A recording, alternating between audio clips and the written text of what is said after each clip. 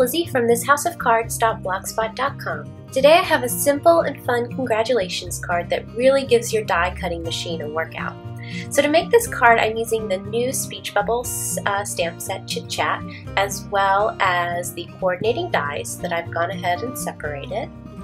And I'll also be using a piece of pattern paper from the fun Hello Sunshine 6x6 paper pack.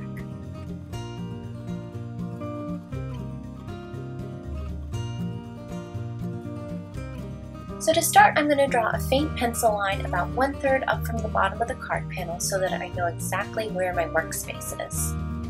And using that pencil line as my guide, I'm just going to arrange the sentiment so that it's straight and kind of eyeball it just to make sure that the die is in the same position. And I will tape that down. And after that sentiment die is in place, I can go ahead and arrange my other dies around that sentiment die and tape everything in place.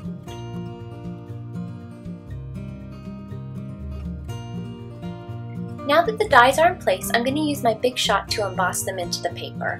I'll be using tab 1 of my multi-purpose platform, followed by the bottom cutting plate, a silicone mat to prevent the die from cutting through the paper, another silicone mat to protect the top of the paper, and lastly the top cutting mat.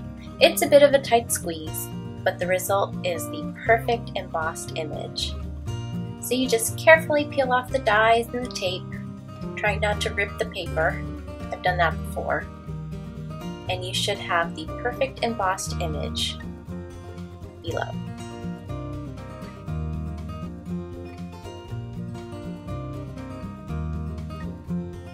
So before I finish and put away my die cutting machine, I'm going to partially die cut this sentiment speech bubble. So I've lined up that pencil line with the bottom cutting mat, and I'm just going to cut through that top part of the die and peel that off, and as you can see, it only cut through the top portion of the die. So now I'm going to get ready to stamp the sentiment. I'm just going to line it straight on my grid mat so that I can mount it straight on my block. That'll just be easier for me to stamp it when I'm ready. And since the image is solid, I found that pigment ink provides really great coverage so that you can have a nice, crisply stamped image.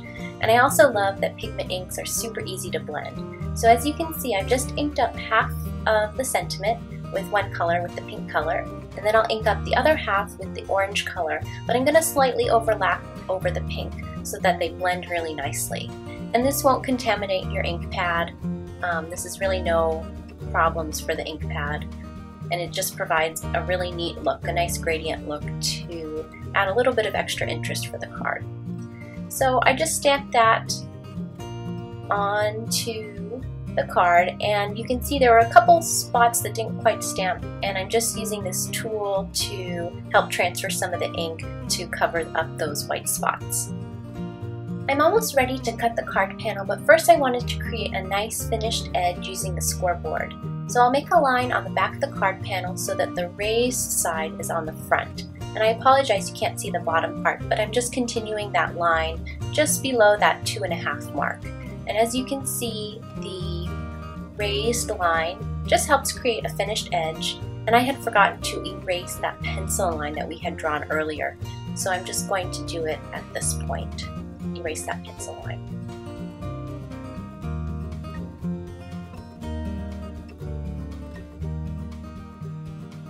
And as you can see, you have a nice raised edge, a little bit hard to tell on the camera, but it just helps create a finished edge. And now, just above that score line that we made, I'm going to cut the card panel apart, just making sure to avoid the sentiment speech bubble.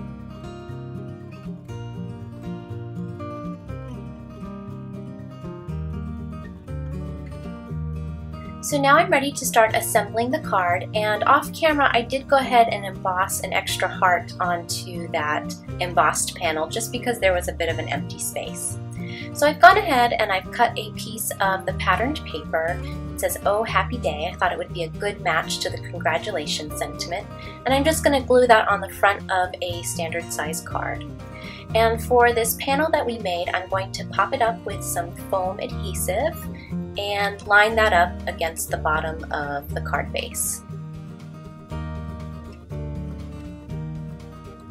So as one last finishing touch for the card, I thought I'd add some clear Wink of Stella glitter over the sentiment, just to again create a little bit of extra interest on the card and some sparkle.